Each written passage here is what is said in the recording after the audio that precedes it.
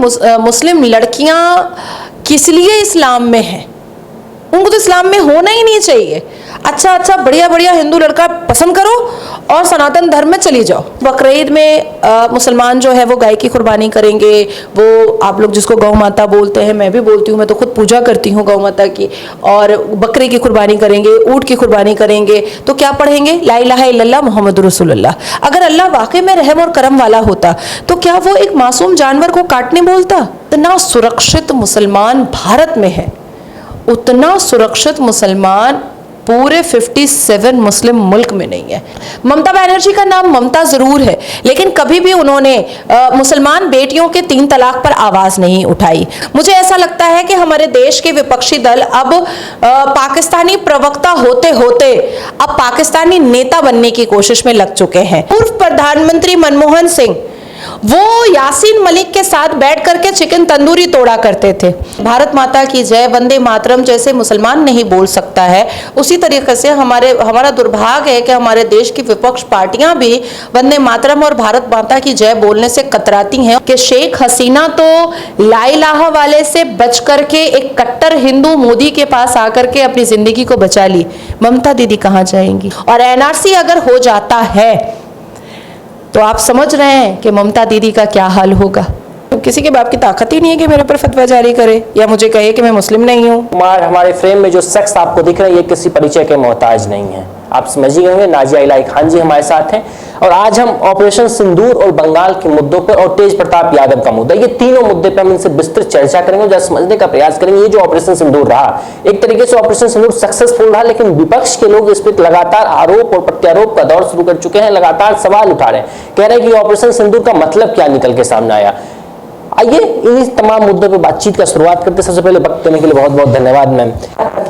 हर महादेव, कैसे देख रहे हैं ये जो पूरा ऑपरेशन सिंदूर रहा, अब इस पे जो विपक्ष की राजनीति हो रही है, इसको आप किस तरीके से देख रहे हैं? मुझे ऐसा लगता है कि मोदी विरोधी होते होते अब विपक्ष जो है ना वो देश विरोधी हो चुका है, भारत देश की सेना विरोधी हो चुका है, भारत देश के एयरफोर्स विरोधी हो चुका है। मातृभूमि के विरोधी तो कांग्रेस थे ही, और कांग्रेस से अलायंस जितनी भी पार्टियां थीं, पॉलिटिकल पार्टियां थी, वो तो मातृभूमि के विरोधी थी ही, क्योंकि भारत माता की जय, वंदे मातरम जैसे मुसलमान नहीं बोल सकता है। उसी तरीके से हमारा दुर्भाग्य है कि हमारे देश की विपक्ष पार्टियां भी वंदे मातरम और भारत माता की जय बोलने से कतराती हैं और गाहे बगाहे डिफेम और मलाइंग भी करने से पीछे तो नहीं हटती हैं। मुझे ऐसा लगता है कि 76 साल में पहली बार आंखों में आंखें डाल करके पाकिस्तान को जवाब दिया गया है। 76 साल में पहली बार पाकिस्तान में जनरल आसिम मुनीर हो या वहाँ के वजीर आजम शहबाज शरीफ हो या वहाँ की फी सबीलिल्लाह और उम्मा और जज्बे वाली कौम मुसलमान हो, उन सबको एक एहसास तो हो चुका है कि ऑपरेशन सिंदूर के माध्यम से जब पाकिस्तान के 9 आतंकी ठिकानों को बारूद से उड़ा करके बिल्कुल सुपुर्दे खाक किया जा सकता है, तो मिलिट्री के ठिकानों को क्यों नहीं उड़ाया जा सकता है? तो शहबाज शरीफ के घर पर क्यों नहीं ड्रोन गिराया जा सकता है? तो पाकिस्तान को चलो आते हैं बनाते हैं कब्रिस्तान क्यों नहीं किया जा सकता है? यही चिंता जो है वो शहबाज शरीफ को और जनरल आसिम मुनीर को खाए जा रही है। मुझे ऐसा लगता है कि विपक्षी दल जो अभी इतने विरोध और इतनी अभद्र शब्दावलियों का इस्तेमाल आदरणीय प्रधानमंत्री से लेकर के, देश की सेना से लेकर के, एयरफोर्स से लेकर के और ऑपरेशन सिंदूर तक जो इस्तेमाल कर रहा है, याद आना चाहिए कि क्या हुआ था जब इस देश में कांग्रेस की सरकार ने 53-54 साल शासन किया और उस 53-54 साल में 120 ऐसे टेरर अटैक इसी जिहादी, इसी आतंकी, इसी उम्मा और इसी 5 वक्त नमाजी वालों ने आकर के यहाँ पर आतंकी हमला किया। तो क्या ऑपरेशन सिंदूर का जो चित्र हमने देखा, ऑपरेशन सिंदूर का जो दृश्य हमने देखा, जनरल आसिम मुनीर को छुपते हुए हिजाब में जो हमने देखा, शहबाज शरीफ को कलपते हुए, रोते हुए, छाती पीटते हुए और प्रत्येक देशों में भीख मांगते हुए जो देखा, तो क्या पहले देखा था? पहले तो नहीं देखा था। 93 सीरियल बॉम्ब ब्लास्ट हुआ, क्या सो रही थी कांग्रेस की सरकार? क्या कर रही थी? 1993 में चेन्नई में आरएसएस के हेड ऑफिस में, हेडक्वार्टर पर टेरर अटैक हुआ, कांग्रेस की सरकार सो रही थी। अफजल गुरु आता है और पार्लियामेंट पर अटैक करके चला जाता है और कांग्रेस की सरकार के नेतृत्व में अफजल हम शर्मिंदा हैं, तेरे खातिर जिंदा हैं का नारा लगता है और कांग्रेस की सरकार, चाहे वो राष्ट्र में हो चाहे वो राज्य में हो, वो ऐसे आतंकियों को और ऐसे पाकिस्तानी मानसिकता के मुसलमानों को और ऐसे घुसपैठियों को और ऐसे पाकिस्तानी स्लीपर सेल और हनी ट्रैप वाली बुलबुलों को वो जगह देता है, रोटी बोटी देता है कि हाँ तुम नारेबाजी करो। जिस आम आदमी पार्टी की आतिशी को हमने कई महीने दिल्ली की मुख्यमंत्री के रूप में देखा, हमारा दुर्भाग्य है कि उसकी अम्मा राष्ट्रपति के घर के चक्कर लगाया करती थी कि अफजल को फांसी मत दो, इंसानियत की मौत हो जाएगी। एक आतंकवादी को फांसी की सजा देने पर इंसानियत की मौत हो जाती है। ये था आम आदमी पार्टी की शब्दावली, ये आतिशी की अम्मा की शब्दावली थी। कांग्रेस में अगर हम आते हैं तो हमारे पूर्व प्रधानमंत्री मनमोहन सिंह वो यासीन मलिक के साथ बैठ करके चिकन तंदूरी तोड़ा करते थे और उससे पहले या उसके बाद जितने भी टेरर अटैक होते चले आए उसमें कांग्रेस ने चूं तक नहीं किया। और मुझे लगता है कि मनमोहन सिंह हमेशा वही हड्डियां चाटते रहे तंदूरी का जो उन्होंने यासीन मलिक के साथ बैठ करके खाया था चिकन तंदूरी, वो उसी हड्डियों को चाट चाट करके वो एक चूरन चटाते रहे देश के नागरिकों को कि पाकिस्तान की तरफ मत देखो, पाकिस्तान को मुंह तोड़ जवाब मत दो। याद कीजिए कि हमारे देश की सेना कई बार इस बात को कहती आई है कि जब कांग्रेस की सरकार हुआ करती थी तो सेना को यह ऑर्डर दिया जाता था कि पाकिस्तान बम गोला बारूद गिरा दे पर तुम उनकी छाती पर गोली मत दागो। लेकिन आज आदरणीय प्रधानमंत्री के नेतृत्व में हमारे देश की सेना आज पूरे दुनिया की हीरो बन चुकी है और मुंह तोड़ जवाब देती है। गोली का अंदेशा लगने से पहले ही ड्रोन और बारूद गिर जाते हैं। बिल्कुल। तो ये है अब हमारे भारत की सेना। लेकिन सेना तो है, लेकिन हम शशि थरूर का हम जिक्र करना चाहेंगे इस पूरे घटनाक्रम पे। शशि थरूर अन्य देशों में जाकर भारत का मजबूती से पक्ष रख रहे हैं, लेकिन कांग्रेस को ये हजम नहीं हो रहा। उदित राज की हम बात करें या पवन खेरा की बात करें या जयराम रमेश साहब की बात करें, ये तमाम लोग कह रहे हैं कि शशि थरूर तो भाजपा का प्रवक्ता बन गए हैं।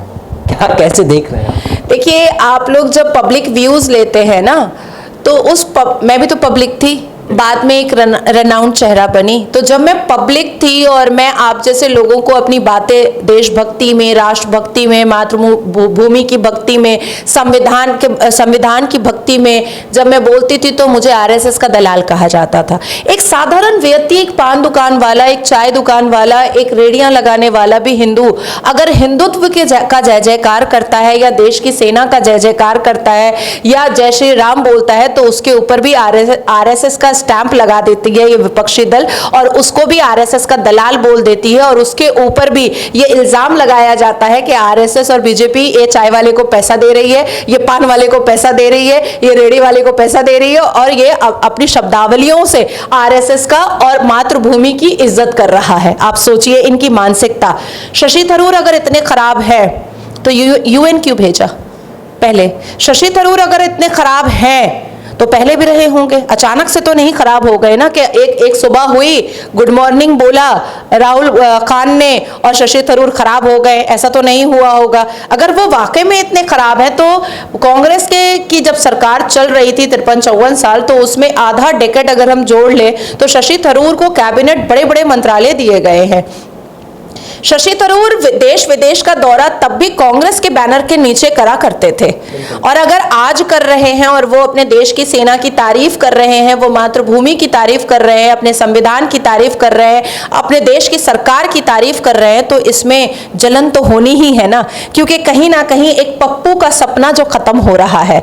मुझे ऐसा लगता है कि हमारे देश के विपक्षी दल अब पाकिस्तानी प्रवक्ता होते होते अब पाकिस्तानी नेता बनने की कोशिश में लग चुके हैं और मुझे डर है कि कहीं राहुल खान ने यह फैसला कर लिया कि पाकिस्तान का नेता उनको बनना है तो शहबाज शरीफ के चेयर पर तो अब आक्रमण होने वाला है। भाई राहुल खान यहाँ के तो प्रधानमंत्री नहीं बन पाए, लेकिन मुझे ऐसा लगता है कि जिस हिसाब से पाकिस्तान की बुलबुलें चहचहाती हैं मर्दों को देख करके और एकदम गीली हो जाती हैं मर्दों को देख करके, तो राहुल खान को देख करके, हमारे राहुल बाबा को देख करके सारी पाकिस्तान की महिलाएं वोट कर देंगी और शहबाज शरीफ का चेयर राहुल बाबा ले लेंगे। अच्छा मैम, इसको कैसे देख रहे हैं? ऑपरेशन सिंदूर को फेलियर बताया जा रहा है। संजय राउत महाराष्ट्र के बड़े नेता हैं, वो कह रहे हैं कि ये जो ऑपरेशन सिंदूर हुआ ये तो फेलियर रहा, ये सफल कहाँ रहा?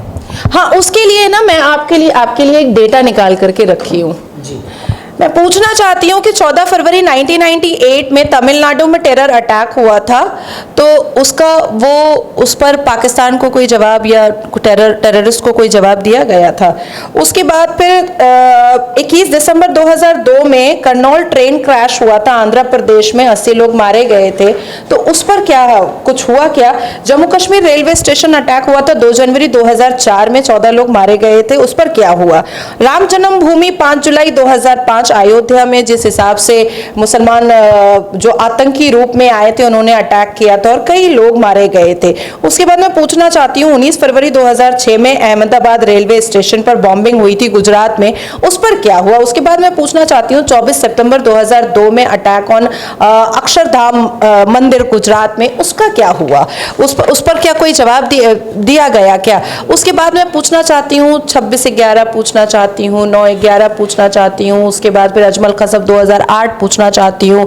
तो ऐसे ये सारी चीजें जो कांग्रेस के कार्यकाल में हुए हैं उस पर क्या जवाब हुआ? मुझे याद है कि अजमल कसब जब यहाँ पर टेरर अटैक करने के लिए आया था, जिसकी पुष्टि खुद हाफिज सईद ने की द डॉन के एंकर को बैठ करके कि हमने अजमल कसब को भेजा, लेकिन आज तक भारत कसब को हमारे और आपके टैक्स के पैसे निकाल करके 3.5 करोड़ रुपए से ज्यादा उसके बिरयानी पर, उसके खान पान पर और उसके जेल के अंदर रिहाइश और लग्जेरियस लाइफ और ऐशो इशरत पर खर्च किया गया।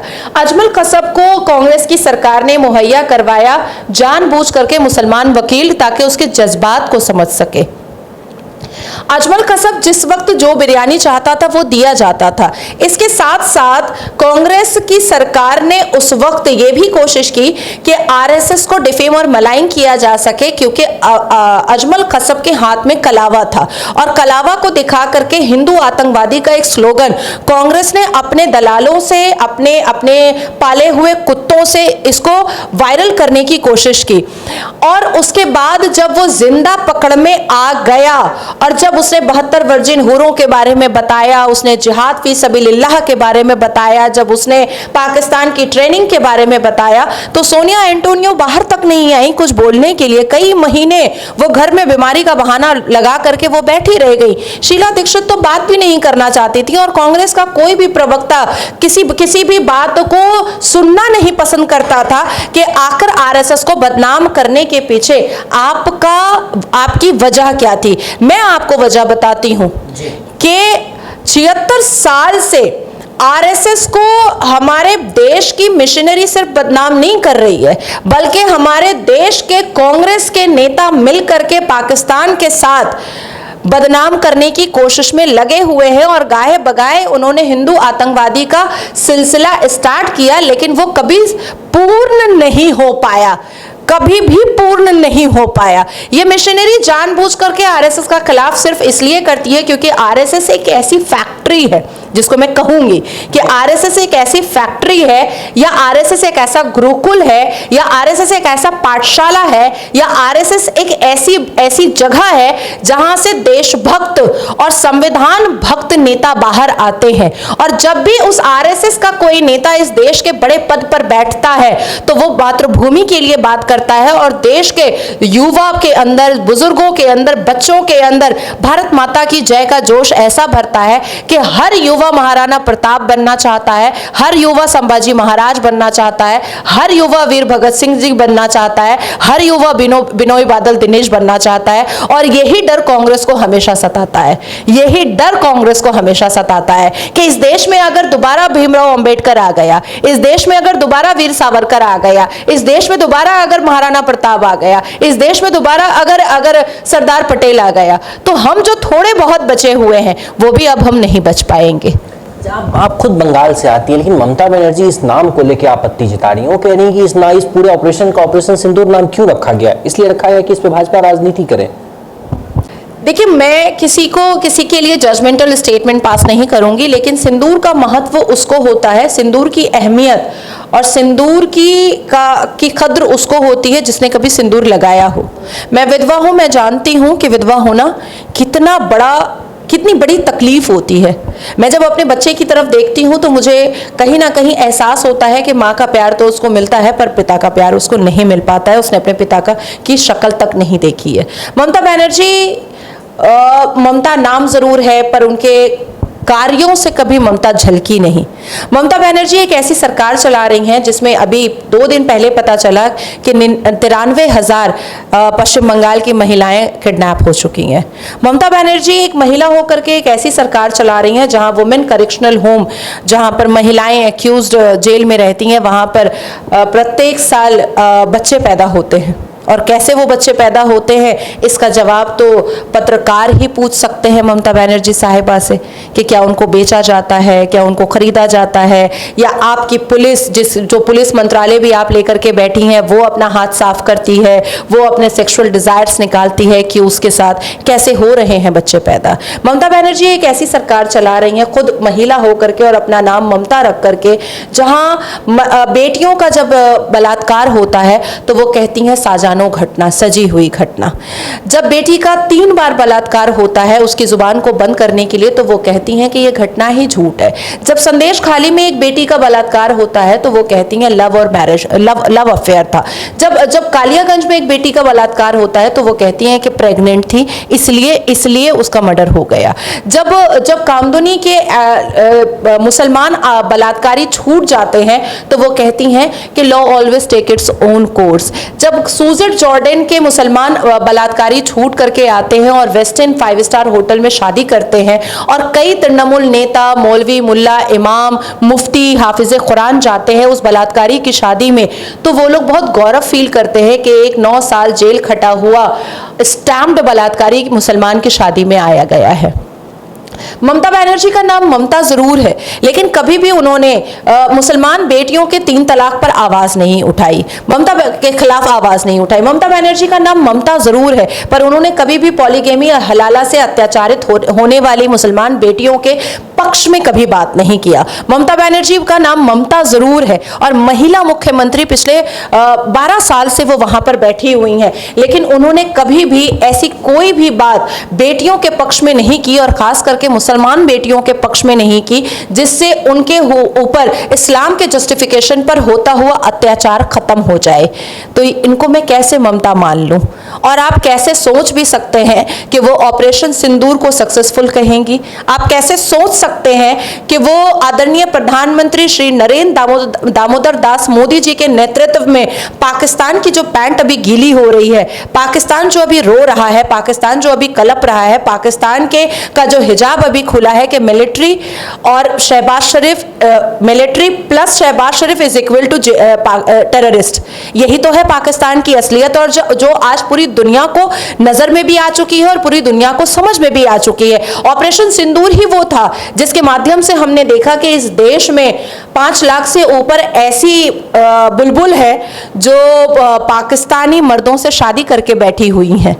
उसी माध्यम से हमें पता चला, हमें ऑपरेशन सिंदूर के माध्यम से ही कई हिजाब खुले और हमें पता चला कि जम्मू कश्मीर में ऐसे भी लोग हैं जिनके पास नागरिकता पाकिस्तान की है, पासपोर्ट पाकिस्तान का है, लेकिन 2024 के जम्मू कश्मीर के विधानसभा इलेक्शन में उन्होंने उमर अब्दुल्ला को वोटिंग की है।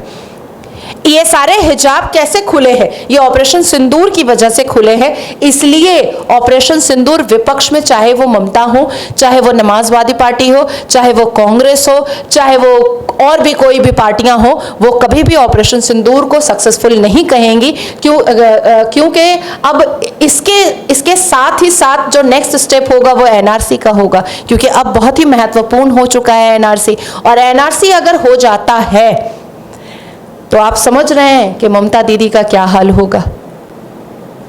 क्या हाल होगा। मुझे तो बहुत तकलीफ होती है हमारी ममता दीदी के लिए, क्योंकि कुछ समय मैंने टीएमसी में गुजारा है और उनके बगल में बैठकर गुजारा है, तो मुझे बहुत दुख होता है, मुझे बहुत तकलीफ होती है, मुझे बहुत चिंतन होती है उनकी, कि शेख हसीना तो ला इलाहा वाले से बच करके एक कट्टर हिंदू मोदी के पास आकर के अपनी जिंदगी को बचा ली। ममता दीदी कहाँ जाएंगी, कहाँ जाएंगी वो।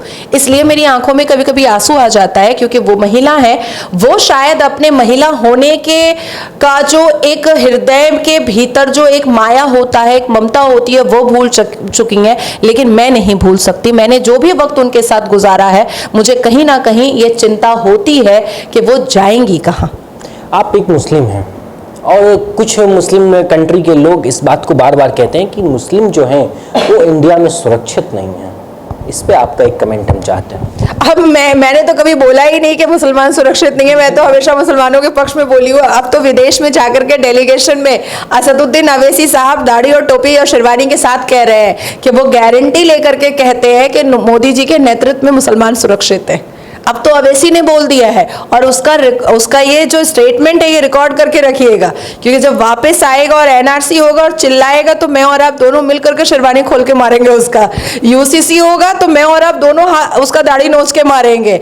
और वक्फ बोर्ड संशोधन बिल 2025 एकदम खैर खूबी से पास हो तो चुका है, जजमेंट आ जाएगा, हमको पता है हमारे पक्ष में ही आएगा, क्योंकि संवैधानिक तरीके से वो। अब अगर ये चिल्लाया कि ये हमारे अल्लाह की जमीन है, तो बहुत रोड पे नंगा करके मारेंगे उसको कि तूने कहाँ सच बोला, यहाँ सच बोला या वहाँ सच बोला। देखिए, बेसिकली जितना सुरक्षित मुसलमान भारत में है, उतना सुरक्षित मुसलमान पूरे 57 मुस्लिम मुल्क में नहीं है।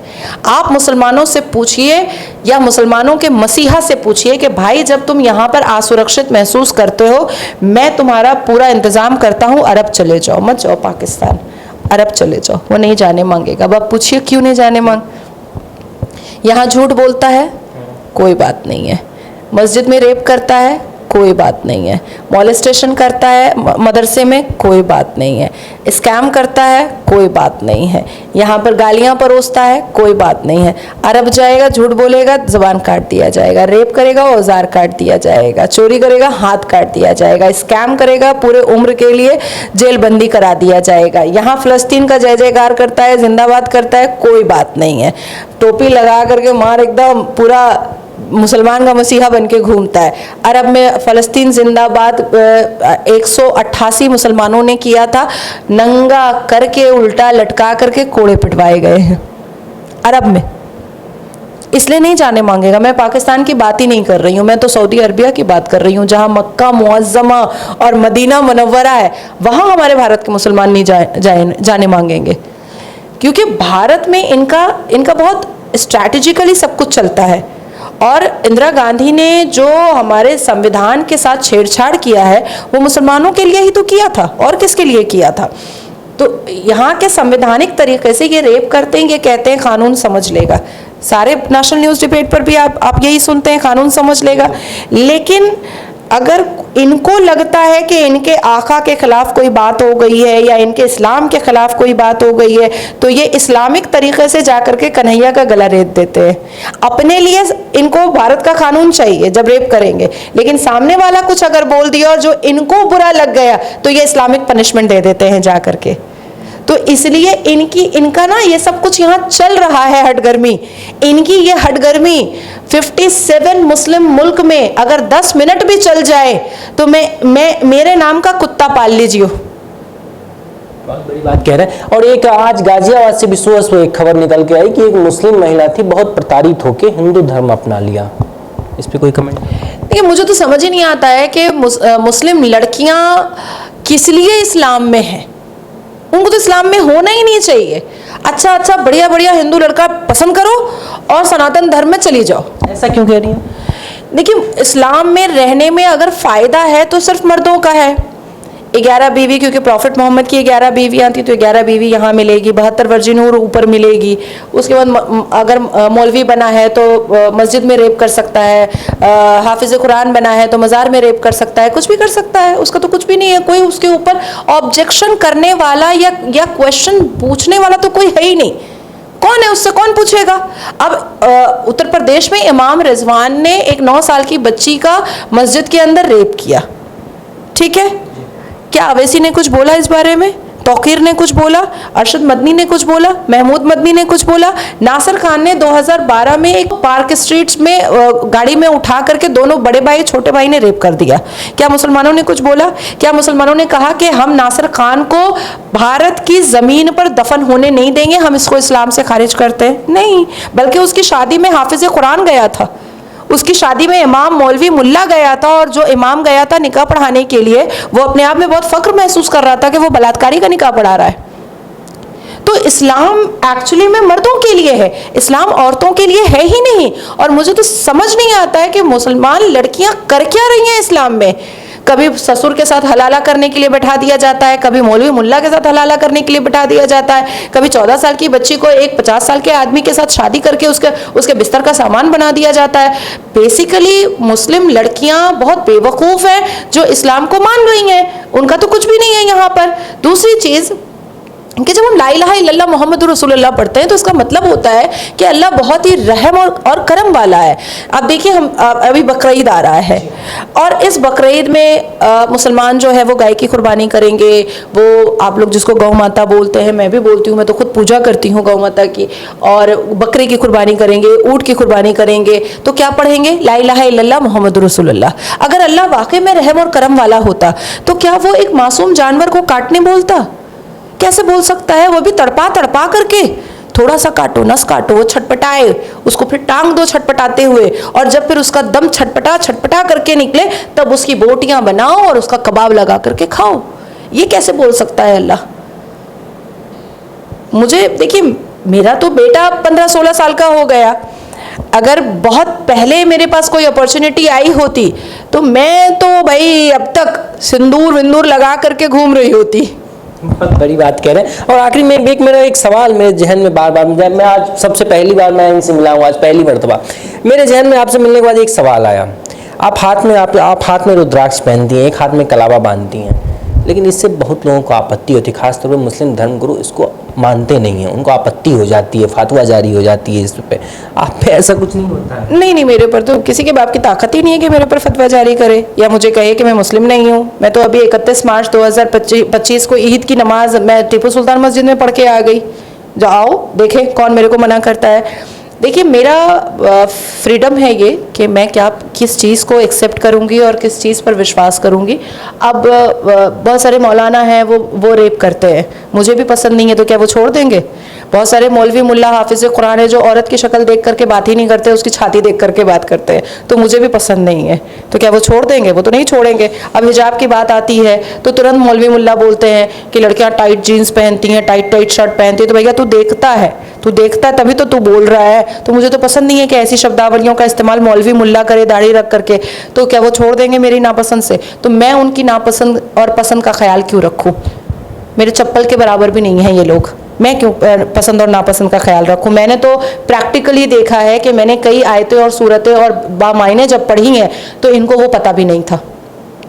तो जिन्होंने कुरान का रट्टा मारा है, जिनको कुरान के मायने ही नहीं पता है, वो कुरान को अच्छा या बुरा समझेगा कैसे? रुद्राक्ष एक बीज है और रुद्राक्ष पहनने से जो पॉजिटिविटी मेरे अंदर आई है, सनातन धर्म को पढ़ने से जो ह्यूमैनिटी मेरे अंदर आई है, ऋग्वेद अर्थवेद पढ़ने से जो इंटेलिजेंस और जो बुद्धि मेरे अंदर आई है, मैं उसको कैसे खारिज कर सकती हूँ या मैं उसको कैसे छोड़ सकती हूँ? कभी भी नहीं छोड़ सकती हूँ। हाँ, वक्त ये ज़रूर आ सकता है कि अगर मुझे ये देश के प्रधानमंत्री या देश के सर्वोच्च न्यायपालिका बुलाकर कहेगा कि 2 में से तुमको किसी एक को चूज करना पड़ेगा, तो उस वक्त मैं सनातन धर्म को ही चूज करूँगी।